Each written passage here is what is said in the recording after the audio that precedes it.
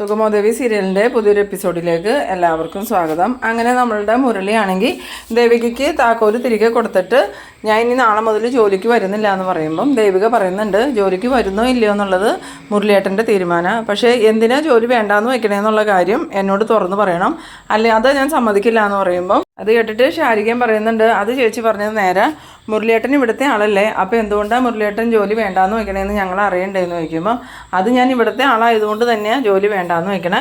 എനിക്ക് നന്ദനെ അന്വേഷിച്ച് പോകണം, നന്ദനെ എത്രയും പെട്ടെന്ന് കണ്ടെത്തണം. എന്തായാലും ദേവികയുടെ അടുത്ത് ചോദിക്കുമ്പോൾ കൃത്യമായ ഒരു മറുപടി ഒന്നും കിട്ടാറില്ല. ഇനിയിപ്പോൾ ജോലിയുടെ ഒപ്പം നന്ദനെ അന്വേഷിക്കൽ എനിക്ക് ബുദ്ധിമുട്ടാവും. പിന്നെ ഞാൻ ജോലി ചെയ്തുകൊണ്ട് നന്ദനെ അന്വേഷിക്കാനിറങ്ങിയ ചിലപ്പോൾ അത് ദേവികയ്ക്ക് ഇഷ്ടപ്പെട്ടില്ലെങ്കിലോ, അതുകൊണ്ടാണ് ഞാൻ ജോലി വേണ്ടെന്ന് വെച്ച് നന്ദനെ അന്വേഷിക്കാൻ ഇറങ്ങാമെന്ന് വിചാരിച്ചത്. എന്തായാലും നന്ദനെ എനിക്ക് എൻ്റെ സുഹൃത്ത് മാത്രമല്ല, നന്ദൻ എൻ്റെ കൂടെപ്പുറപ്പ്, ഒരുമിച്ച് കളിച്ച് ഒരുമിച്ച് ഭക്ഷണം കഴിച്ച് ഒരുമിച്ച് വളർന്നവരാണ് ഞങ്ങൾ. ഞങ്ങൾക്കിടയിൽ അങ്ങനെ വേർതിരിവൊന്നും ഉണ്ടായിരുന്നില്ല എന്ന് ആ സമയത്ത് ദേവിക പറയുന്നുണ്ട്. മുരളിയേട്ടനെ അങ്ങനെയാണെങ്കിൽ മുരളിയേട്ടൻ ജോലി വിട്ടോ, മുരളിയേട്ടൻ നന്ദുവിനെ അന്വേഷിച്ച് പോയിക്കോ. എന്തായാലും നന്ദുവിനെ കണ്ടുപിടിക്കാൻ വേണ്ടി ഹരിയങ്ങൾ കുറച്ച് കാര്യങ്ങൾ പ്ലാൻ ചെയ്തിട്ടുണ്ട്. ആ പ്ലാൻ അനുസരിച്ചാണ് മുന്നോട്ട് പോയിക്കൊണ്ടിരിക്കണേ. അധികം വൈകാതെ തന്നെ നന്ദുവിനെ കണ്ടുപിടിക്കാൻ പറ്റുമെന്നുള്ള വിശ്വാസം എനിക്കുണ്ട്. ഇനിയിപ്പോൾ മുരളിയേട്ടനെ അതൊന്നുമല്ല, സ്വസ്ഥമായിട്ടും സ്വാതന്ത്ര്യമായിട്ടും നടക്കണം എന്നാണെങ്കിൽ മുരളിയേട്ടൻ ജോലി വേണ്ടെന്ന് വെച്ച് പോയിക്കോ. അന്നേരം മുരളി പറയുന്നുണ്ട് അതല്ല ദേവിക, നന്ദനെ കാണാത്തതിൻ്റെ വിഷമത്തിലാന്ന് പറയുമ്പം മുരളിയേട്ടൻ ഒരു കാര്യം വിശ്വസിക്കണം, എത്രയും പെട്ടെന്ന് നമ്മൾ നന്ദുവിനെ കണ്ടെത്തുക തന്നെ ചെയ്യും. ഞാൻ ഈ പറയുന്നത് സത്യം മുരളിയേട്ട, ഹരിയങ്ങൾ അതിനുള്ള പ്ലാനൊക്കെ ചെയ്തിട്ടുണ്ടെന്ന്. ആ സമയത്ത് ശാരിക പറയുന്നുണ്ട് മുരളിയേട്ടൻ നമ്മുടെയല്ലേ, മുരളിയേട്ടനെ വിശ്വസിപ്പിക്കാൻ വേണ്ടി ചേച്ചി ഇങ്ങനെ സത്യം ഇട്ട് പറയേണ്ട കാര്യമൊന്നുമില്ല, മുരളിയേട്ടനെല്ലാം മനസ്സിലാവും. എന്തായാലും ചേച്ചി ആ താക്കോല് ഇങ്ങോട്ട് തന്നേന്നും പറഞ്ഞ് ശാരിക താക്കോല് മേടിച്ച് മുരളിയുടെ കയ്യിലേക്ക് കൊടുക്കുന്നുണ്ട്. എന്നിട്ട് മുരളിയോട് പറയുന്നുണ്ട് അപ്പോൾ ഗുഡ് നൈറ്റ്, നാളെ കാണാമെന്ന് പറഞ്ഞ് മുരളി അങ്ങോട്ട് പോകാൻ തുടങ്ങിയതും ദേവിക ഡ്രൈവറേന്ന് പറഞ്ഞ് വിളിക്കുമ്പം മുരളി എന്താണെന്ന് ചോദിച്ചതും നാളെ കുറച്ച് നേരത്തെ വന്നാൽ നമുക്ക് കുറച്ച് സ്ഥലത്തൊക്കെ പോകാനുണ്ടെന്ന് പറയുമ്പം മുരളിയാണെങ്കിൽ ശരി മേഡെന്നും പറഞ്ഞ് അങ്ങോട്ട് പോകുന്നുണ്ട്. മുരളിയുടെ പോക്ക് കാണുമ്പം ശരിക്കും ഈ ദേവികയ്ക്കും ശാരികയ്ക്കൊക്കെ നല്ല വിഷമാവുന്നുണ്ട്. പിന്നീട് കാണിക്കുന്നത് നമ്മളുടെ രജനീനെയാണ്. രജനിയാണെങ്കിൽ ഇങ്ങനെ ആകെ സങ്കടപ്പെട്ടിരിക്കുമ്പം ഗിരീഷിൻ്റെ അമ്മ വന്നിട്ട് ചോദിക്കുന്നുണ്ട് എന്താ മോളിങ്ങനെ വിഷമിച്ചിരിക്കണേ, നന്ദനെക്കുറിച്ച് ആലോചിച്ചിട്ടാണോ എന്ന് ചോദിക്കുമ്പം അതേ അമ്മ, നന്ദൻ്റെ റൂമിൽ ഞാൻ ചെന്നപ്പം അവിടുന്ന് ഒരു കുറിപ്പ് കിട്ടി, അതിൽ നന്ദനെ എഴുതിയേക്കുന്നത് ജീവിതം അടുത്ത രീതിയിലാണ്. ഇനിയിപ്പോൾ നന്ദൻ എന്തെങ്കിലും അവിവേകം കാണിച്ചോ എന്ന് എനിക്കൊരു സംശയം ഉണ്ടെന്ന് പറയുമ്പം ഇത് കേട്ടുകൊണ്ട് നമ്മളുടെ ഗിരീഷിനെ അങ്ങോട്ട് വരുന്നുണ്ട്. ഗിരീഷൻ വന്നിട്ട് പറയുന്നുണ്ട് അത് കുറിപ്പൊന്നുമല്ല, എല്ലാവരും എഴുതുന്നത് പോലെ തന്നെ ഡയറി എഴുതിയേക്കണതാ, അതിൽ ഇത്ര കാര്യമാക്കാനൊന്നുമില്ല എന്ന് പറയുമ്പം എനിക്ക് അമ്മയുടെ കാര്യം ഓർക്കുമ്പോഴേ വിഷമം. അമ്മ പറയണത് അവിടെ ദേവികയും അച്ഛനൊന്നും ഇതത്ര ഗൗരവത്തിൽ എടുക്കണില്ല എന്ന്. എന്തായാലും അമ്മയ്ക്ക് നല്ല പേടിയുണ്ടെന്ന് പറയുമ്പം ഈ ഗിരിയുടെ അമ്മ ചോദിക്കുന്നുണ്ട് എന്നിട്ട് അങ്ങനെ ഒരു കുറിപ്പ് കിട്ടിയിട്ട് അത് പോലീസിനെ ഏൽപ്പിച്ചില്ലേ എന്ന് ചോദിക്കുമ്പം ഇല്ല, അവർക്കൊരു സീരിയസും ഇല്ല, ഗിരിക്കും ഇല്ല, അച്ഛനും ഇല്ല, ദേവികയ്ക്കും ഇല്ല എന്ന് പറയുമ്പം ഗിരീഷ് പറയുന്നുണ്ട് എന്തായാലും നന്ദനൊരു ആപത്തും പറ്റിയിട്ടില്ല എന്ന് എനിക്ക് ഉറപ്പുണ്ട്, പിന്നെ ഞാൻ എന്തിനാ പേടിക്കണേ. അതുപോലെ തന്നെ സിദ്ധാർത്ഥൻ സാറും ഹരി സാറും കൂടി അന്വേഷണം ഊർജിതമായിട്ട് തന്നെ നടത്തുന്നുണ്ട്. അവരെന്തൊക്കെയോ പ്ലാൻ ചെയ്തിട്ടുണ്ട്, അതുപോലെ തന്നെ കാര്യങ്ങൾ മുന്നോട്ട് പോകണേ. അതുകൊണ്ട് അവർക്ക് പേടിയൊന്നുമില്ലാത്ത, എന്തായാലും അധികം വൈകാതെ തന്നെ നന്ദനെ കണ്ടുപിടിക്കുമെന്ന്. ആ സമയത്ത് രജനി പറയുന്നുണ്ട് അവന് ഒരുപാട് പ്രശ്നത്തിൻ്റെ ഇടയ്ക്കാണ്, ഇനിയിപ്പോൾ അവൻ ഋഷീനെ കൊന്നു എന്ന് പറയുന്നത് സത്യമാണോ എന്ന് പോലും അറിയില്ല, ആരെങ്കിലും ഭീഷണിപ്പെടുത്തി അങ്ങനെ പറയിക്കണേ ആണെങ്കിലോ എന്ന്. അന്നേരം ഗിരീഷിൻ്റെ അമ്മ പറയുന്നുണ്ട് മോള് വാ, എന്തായാലും മോളിത് ആലോചിച്ച് ഇങ്ങനെ ടെൻഷനാവണ്ട, വന്ന് ഭക്ഷണം കഴിച്ച് കിടക്കാൻ നോക്കുന്നും പറഞ്ഞ് രജനിയെ വിളിച്ചുകൊണ്ട് പോകുന്നുണ്ട്. ഇതേസമയം നമ്മളുടെ ഗിരീഷാണെങ്കിൽ എന്ത് പറയണമെന്ന് അറിയാതെ ഇങ്ങനെ ആലോചിച്ച് നിൽക്കുകയാണ്. പിന്നീട് കാണിക്കുന്നത് നമ്മളുടെ ശാരികേനെയും രാധികേനെയും മാധവനെയാണ്. മാധവനാണെങ്കിൽ എന്തോ വയ്യായികയായിട്ട് ശാരിക വെള്ളം കൊണ്ട് ഓടി വരുന്നുണ്ട്. അങ്ങനെ മാധവന് വെള്ളം കൊടുത്തു കഴിഞ്ഞതും രാധിക ചോദിക്കുന്നുണ്ട് ശ്വാസം മുട്ടുണ്ടോ, ആസ്പത്രി പോകണോ മാധവേട്ടാന്ന് വയ്ക്കുമ്പം വേണ്ടാന്ന് പറയുന്നു. അന്നേരം ഇത് കണ്ടുകൊണ്ടാണ് നമ്മളുടെ ദേവിക അങ്ങോട്ട് വന്നത്. ദേവിക വന്നതും എന്താ അമ്മ എന്താ പ്രശ്നം എന്ന് ചോദിക്കുമ്പം ശാരിക പറയുന്നുണ്ട് രണ്ടുപേരും ചേച്ചിയുടെ കാര്യം സംസാരിച്ച് നിൽക്കുമായിരുന്നു, പെട്ടെന്ന് അച്ഛന് ശ്വാസം മുട്ട് തുടങ്ങിയത്, എന്താ പറ്റിയെന്ന് അറിയില്ല, ചേച്ചിയുടെ കാര്യം ഓർത്തുള്ള വിഷമം കൊണ്ടായിരിക്കുമെന്ന്.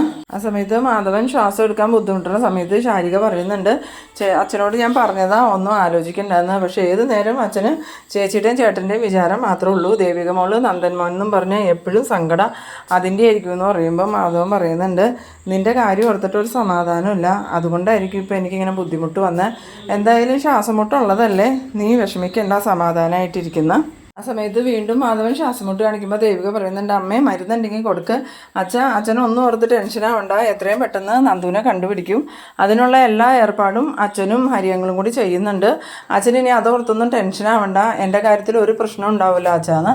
അങ്ങനെ ദേവിക പോയി കഴിഞ്ഞതും ഈ മാധവൻ ചോദിക്കുന്നുണ്ട്, അപ്പോൾ നന്ദനെക്കുറിച്ച് എന്തെങ്കിലും വിവരം കിട്ടി കാണുമെന്ന് ചോദിക്കുമ്പോൾ ശാരിക പറയുന്നുണ്ട്, എവിടെ, അത് നിങ്ങളെ സമാധാനിപ്പിക്കാൻ വേണ്ടി ചേച്ചി ഓരോന്ന് പറയണതല്ലേ, നന്ദേട്ടനെ കുറിച്ച് ഒരു വിവരവും കിട്ടിയിട്ടില്ല എന്ന്. പിന്നീട് കാണിക്കുന്നത് നമ്മളുടെ അരുന്ധതിയുടെ ഇസബല്ലയുടെ ഒക്കെ പ്ലാൻ അനുസരിച്ച് കെവിൻ ചന്ദ്രോത്തേക്ക് വരാണ്. കെവിനെ കണ്ടതും ഈ പ്രഭാവതി ആണെങ്കിൽ, വാ കെവിൻ അകത്തേക്ക് കയറി വാന്നും പറഞ്ഞ് കെവിനെ അകത്തേക്ക് വിളിച്ചു കൊണ്ടുപോകുന്നുണ്ട്. എന്നിട്ട് ചോദിക്കുന്നുണ്ട്, നന്ദൻ്റെ വിവരം അറിയാനാണോ കെവിൻ വന്നതെന്ന് ചോദിക്കുമ്പം, അതെ ആൻറ്റി, നന്ദൻ്റെ എന്തെങ്കിലും വിവരം ഉണ്ടോ എന്ന് ചോദിക്കുമ്പം, ഇല്ല കെവിൻ, ഒരു വിവരമില്ല, നിങ്ങളുടെ സുഹൃത്തല്ലേ, എന്നിട്ട് നിങ്ങൾക്ക് ഇതുവരെ നന്ദനെക്കുറിച്ച് ഒരു വിവരവും കിട്ടിയില്ലേ എന്ന് ചോദിക്കുമ്പം, അത് ആൻറ്റി, ഞാനത് പറയാൻ വേണ്ടിയിട്ടാണ് ഇങ്ങോട്ട് വന്നത്. എൻ്റെ ഒരു സുഹൃത്തുണ്ട് സുധീർ, അവൻ മധുരയ്ക്ക് പോയിട്ടുണ്ടായിരുന്നു. അവിടെ വച്ച് അവൻ പെട്ടെന്ന് നന്ദനെ പോലെയുള്ള ഒരാളെ കണ്ടെന്ന് പറഞ്ഞു. അവൻ ഒരിക്കൽ എൻ്റെ കൂടെ നന്ദനെ കണ്ടിട്ടുള്ളത് കൊണ്ട് നന്ദനെ കണ്ടപ്പോൾ പെട്ടെന്ന് അവനക്ക് മനസ്സിലായി. പിന്നീട് എന്നെ വിളിച്ച് പറഞ്ഞിട്ട് അവൻ തിരിഞ്ഞതും പിന്നെ അവിടെ നന്ദനെ കണ്ടില്ല. ആ സമയത്ത് പ്രഭാവതി പറയുന്നുണ്ട്, എന്നാൽ കെവിൻ ആ സുഹൃത്തിനെ ഒന്ന് വിളിക്കുക, ഇപ്പം തന്നെ നമുക്ക് മധുരയ്ക്ക് പോവാം, അവിടെ പോയാൽ എന്തായാലും നന്ദനെ കണ്ടുപിടിക്കാൻ പറ്റുമെന്ന് പറയുമ്പം കെവിൻ പറയുന്നുണ്ട്, ഒന്ന് കണ്ടതേ ഉള്ളൂ, ഇനിയിപ്പോൾ നന്ദൻ തന്നെയാണോ അതോ വേറെ ആരെങ്കിലും ആണോ എന്ന് അറിയില്ല, എന്തായാലും അറിഞ്ഞ വിവരം ആൻറ്റിയെ അറിയിക്കാൻ വേണ്ടിയിട്ടാണ് ഞാനിങ്ങോട്ട് വന്നത്. ഇപ്പം നമ്മൾ പോയാലും മധുരയിൽ ചെന്ന് എവിടെ അന്വേഷിക്കാനാന്ന് ചോദിക്കുമ്പം പ്രഭാവതി പറയുന്നുണ്ട്, കെവിനൊരു പണി ചെയ്യുക, ഒരു കാറ് വിളിക്കുക, നമുക്കിപ്പോൾ തന്നെ പോകാമെന്ന് പറയുമ്പോൾ, അതൊന്നും വേണ്ട ആൻറ്റി, ഇപ്പോൾ പോയാൽ നന്ദനെ കണ്ടോളണം എന്നില്ലല്ലോ എന്ന് പറയുമ്പോൾ പ്രഭാവതി പറയുന്നുണ്ട്, എന്നാൽ ദേവികേനെയും സിദ്ധുവിനെയും ഞാൻ മധുരയ്ക്ക് പറഞ്ഞു വിടാം, അവർ പോയി നന്ദനെ കണ്ടുപിടിക്കട്ടെ എന്ന്. അങ്ങനെ പ്രഭാവതി ആണെങ്കിൽ, ദേവി എൻ്റെ മോനെ അവിടെ തന്നെ പിടിച്ച് നിർത്തിയേക്കണേ എന്നൊക്കെ പറഞ്ഞ് ഇങ്ങനെ പ്രാർത്ഥിക്കുന്നുണ്ട്.